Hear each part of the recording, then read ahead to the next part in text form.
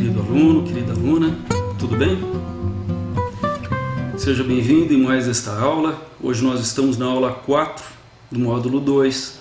Estamos chegando ao fim deste módulo. Vamos conversar hoje sobre fundamentos pedagógicos. Vou dar uma visão um pouco rápida daquilo que nós temos aí já no guia de estudos, né? Falando sobre fundamentos pedagógicos, nós estamos falando sobre a estrutura pedagógica que está por detrás de todo e qualquer material intelectual, teórico ou então até mesmo prático, né? Até um conhecimento técnico, prático, ele precisa de um fundamento pedagógico, né? A gente não constrói um conhecimento se a gente não tem um fundamento para poder alicerçar a pedagogia dele, né? Se um conhecimento não traduz-se em pedagogia, ele não existe, né? Até inclusive a própria religião é um estilo pedagógico, né? Aliás, né? Dentro da religião, dentro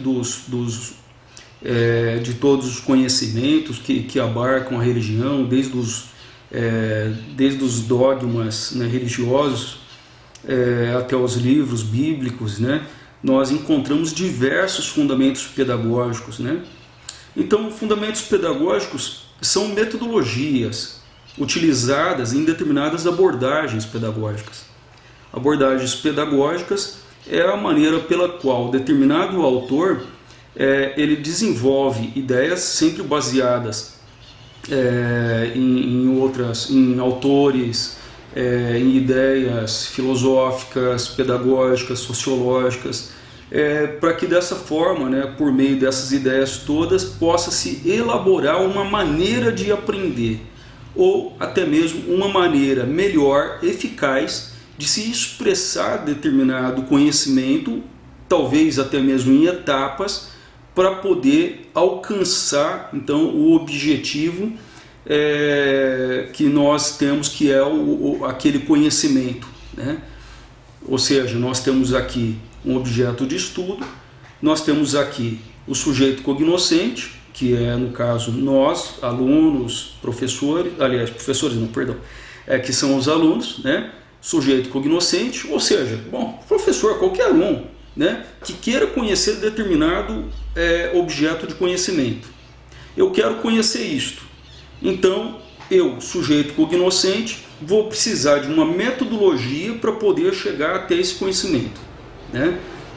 Por exemplo, a observação é uma metodologia, mas só por meio da observação talvez não vai dar para dissecar, né, poder compreender o objeto em si, o problema em si. Nós precisamos então desossar, nós precisamos dissecar esse objeto para poder estudá-lo, para poder ter o conhecimento da complexidade que envolve esse determinado objeto, entende?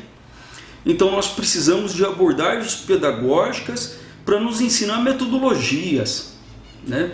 E assim criar então um fundamento pedagógico para aquela determinada para aquele determinado ponto de conhecimento, né? Para aquele determinado assunto. E outra, um fundamento pedagógico, ele constrói um conhecimento científico que é seguro, que é plausível, evidente, verdadeiro, né? Que é evidente, que é claro. Um conhecimento que não é baseado numa opinião própria, numa opinião qualquer, num senso comum que todo mundo fala por aí. Mas um conhecimento científico, ele é seguro, né? Ele é convencionado por uma academia. Ele, antes de ser admitido, ele foi antes refutado, né? Ele foi colocado em prova, e nós então dizemos, não, ele foi incontestado, né? Ele é verdadeiro. Ou mesmo se determinado problema, se acontece e aparece determinado problema neste conhecimento, ele então passa pelo cadinho, passa por uma purificação, por uma dialética, né? Nós chamamos de dialética. Tese, antítese e síntese, né? Nós vamos criar uma nova síntese dessa tese para que a gente possa então apurar esse conhecimento e traduzi-lo de uma segurança, um conhecimento científico, né? Aqui no caso desse nosso curso nós vamos usar Vygotsky e David Ausubel. Vygotsky com a abordagem sócio-histórica, que é o interacionismo. Então, para ele, primeiro nós vamos ser formados socialmente por meio da sociedade, dessa formação social é que o sujeito, só depois dessa formação social é que o sujeito ele vai se formar intrapessoalmente. Então, primeiro o interpessoal das relações sociais, para depois o sujeito se formar em si, autonomamente, né, no seu intra. Então nós precisamos entender bem essa questão do interacionismo de Vygotsky, que eu vou estar explicando no decorrer do curso, né? E outra, o David Ausubel, que nós vamos falar sobre aprendizagem significativa, né?